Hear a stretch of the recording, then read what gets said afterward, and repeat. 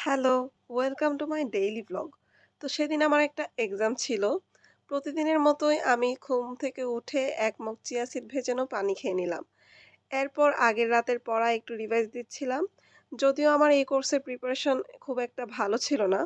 যাই হোক এরপর ব্যাগ গুছিয়ে নিজেও একটু রেডি হয়ে বের হয়ে গেলাম। বিজয় চব্বিশ হলের ক্যান্টিনে পরোটা আর ডাল দিয়ে ব্রেকফাস্ট করেছিলাম সেদিন। খাওয়া শেষে একটা রিক্সা নিয়ে ফ্যাকাল্টি যাচ্ছি আর আমার হাত ভর্তি এই মেহেদি। ভাবতে ভাবতে পৌঁছে গেলাম আমার ডিপার্টমেন্টে। আমার ডিপার্টমেন্ট হলো হিউম্যান রিসোর্স ম্যানেজমেন্ট। এরপর একটা ফাঁকা ক্লাসরুম দেখে আরো একটু পড়ে নিচ্ছিলাম আর তারপর গেলাম এক্সাম দিতে। এই হলো এক্সাম থেকে বেরিয়ে আমাকে দেখেই বুঝতে পারছো এক্সাম কতটা ভয়াবহ হলো। যাই হোক এক্সাম দিয়ে গেছি অ্যাকাউন্টিং ডিপার্টমেন্টে। এই হলো অ্যাকাউন্টিং ডিপার্টমেন্টের করিডোরে থাকা সুন্দর আয়না। যদিও এই আয়না আলোর বিপরীতে হয় ছবি অন্ধকার আসে, তাও একটুখানি নিজেকে দেখে নিলাম। দেখো এই কাঠফাটা রোদ দিয়ে হলে যাচ্ছি। আমার হলের বিপরীত দিকে এই সিঁড়িটা। এদিক দিয়ে যাওয়ার কারণ এখানে একটা দোকান আছে, সেখান থেকে টুকিটাকি কেনাকাটা করব।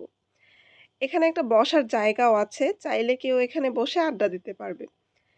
সবজির দোকানে গিয়ে আমি বরাবরই কনফিউজড হয়ে যাই কোনটা রেখে কোনটা কিনবো। যাই হোক কিছু সবজি আর ফল কিনে চলে এলাম হলে। দেখো কাঠফাটা রোদ দিয়ে আসছিলাম বলেছে একটু আগে, আর ততক্ষণে কেমন বৃষ্টি শুরু হলো।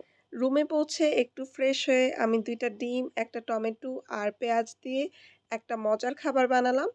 এক্সাম শেষ হতে হতে আসলে হলের ক্যান্টিনে কিছুই বাকি থাকে না। তবে এই খাবারটা বেশ ভালোই ছিল খেতে। এরপর ঘুম দিয়ে উঠে দেখি একেবারে সন্ধ্যা হয়ে গেছে আর আমার আবারও ক্ষুধা লেগে গেছে।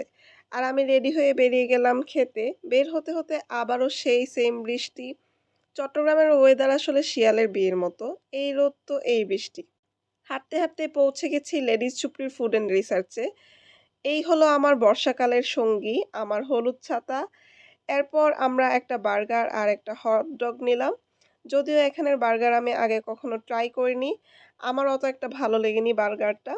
তবে হটডগটা ভালো ছিল। আর খেয়েছি পাকা আমের জুস। এখানের জুস সবসময়ই মজা হয়।